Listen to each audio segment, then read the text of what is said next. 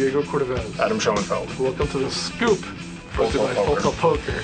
And we had Matt Affleck with us last time, and it's almost like you can't talk enough about not just the hand that was so decisive in the World Series this year, but the whole run through this I'm event interested in his poker thinking in general. So we're going to continue with Matt, and if you missed part one, look for it on Card Player TV.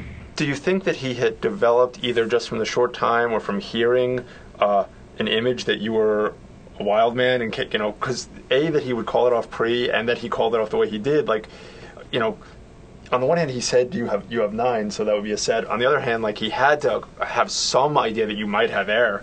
Yeah, I mean, I don't know. I've kind of known, I guess, now as having this crazy image, which I don't play that crazy anymore, and so. Don't tell people that.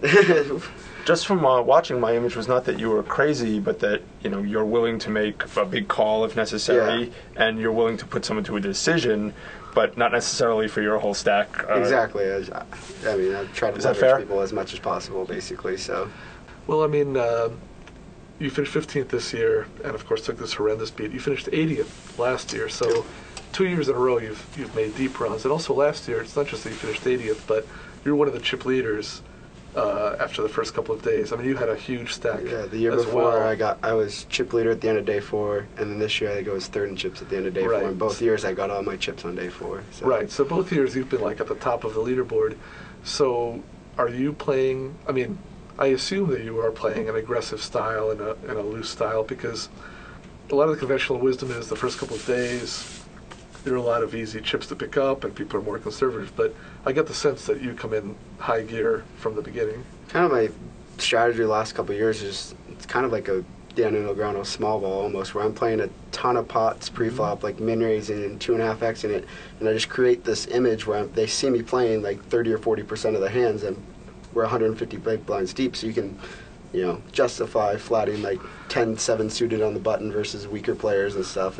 But Daniel's being knocked out in the first day. Right. So it can't just be that strategy. It's just a lot of the weaker players, they see you in every pot, and then you flop 2 pair, and they're never going to fold their overpair and stuff. So it's a lot of stuff like that.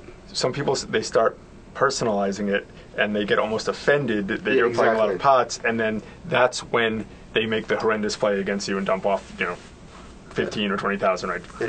Also, when you talk about making a big move on day 4, which coincides with approaching the bubble, and the bubble, I assume that's also part of the game both plan. Years. I remember the year I got 80th 2 years ago, I went from 600,000 to over $1 million on the bubble, and I remember the hand for hand that year took a lot longer than this year. We played hand for hand, I think 15 hand for hand hands, and I won 14 of them. And I remember a hand from that where a guy opened, I 3-bet 10-9 off.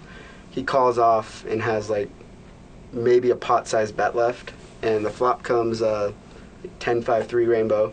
He bets out a third or half his stack, and I move all in. We're 2 people from the money. Right. He folds queens instantly face up after putting half his stack on the flop, and then the whole table's he's playing every single hand. They knew I was raising any 2 cards and stuff, and it still wouldn't call it off there. It's amazing. We've talked about this, that online people are really aware now, and it's almost, at least in my opinion, it's become really hard to abuse the bubble. Yes, it has lately. But in the main event, it's the reverse psychology. Right. I mean, I keep trying it and getting destroyed online. People end up re-raising you. Correct. So many tournaments I've lost so many chips. But in the main event of the World Series of Poker, I think is still one of the great spots to awesome. Abuse the bubble.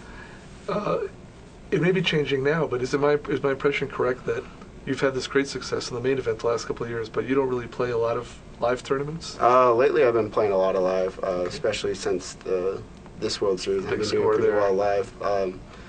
Now with the Washington state laws, I can't play online poker in the state of Washington, so I've become more of a live pro now. Really? So, but before that, you didn't travel around and play live tournaments? I just graduated in June from the University of Washington, so a lot of these tournaments just conflicted with school, so I could never go to tournaments unless they were on the breaks, or if I could get away with only missing 1 day of school to get out for a tournament. So I mean, who knows which tournaments you won? I mean, just right. It's hard to extrapolate, but I mean, just based on these 2 big events. So the last about 6 months, I've been focusing almost solely on live poker. So Matt, did you get a chance to watch the ESPN coverage for your entire run this year?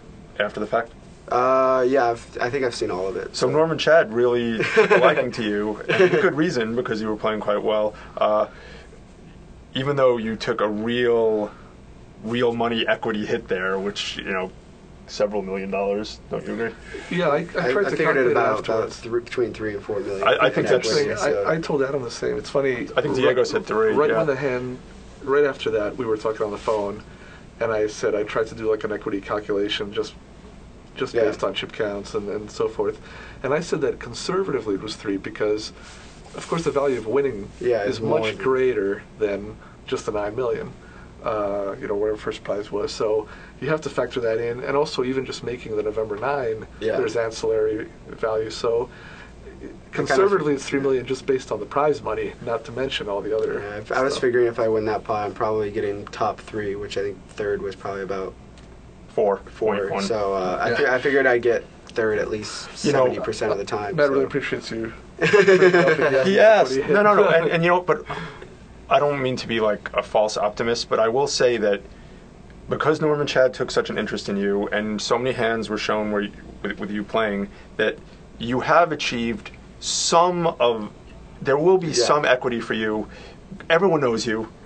You're more memorable than a lot of the November Niners will be eventually. I said that before. I've got a lot more question. coverage than a lot of the November Niners, I feel like common people in the casinos might know me more than some of the November Niners. So I think you got more coverage and are more memorable because of the hands and because of the drama, around that hand than pretty much everyone except the winner. Yeah. I mean, there's a lot of, none of the other guys got any footage the way they did of you leaving the table, showing your emotions, then coming back to the table, which took a lot of heart because you came back and you shook hands with everyone at the table. And I noted that it seemed to me like the least sympathetic handshaker there was John Duhamel. Everyone else felt terrible and got up and gave you a hug and said, "Oh my God, what a beater!" He was like, maybe out of just embarrassment on his part. I think it could just be psychologically like everyone's like, shame. God, I hate that smirk on his face. It's like, and I've talked to Duhamel. We've had drinks and stuff in London since then. So. I think he's a good champion. Don't get me wrong. He didn't have a smirk, but it's just that everyone else just had this forlorn look, like, oh my God. It's natural for like, hey, buddy. all of us reading it on the internet and then viewing it. It's natural for all of us to put ourselves in your shoes because everyone wants to think of themselves as the guy who had the better hand. So everyone does identify with you. Thanks for joining us on The Scoop, brought to you by Full Tilt Poker. And as we've discussed, Matt Affleck took this terrible, horrendous beat in the main event of the World Series, but we're going to make up for it by having him on for 3 episodes of The Scoop. This makes up for all his equity lost. And join us for part 3 next time.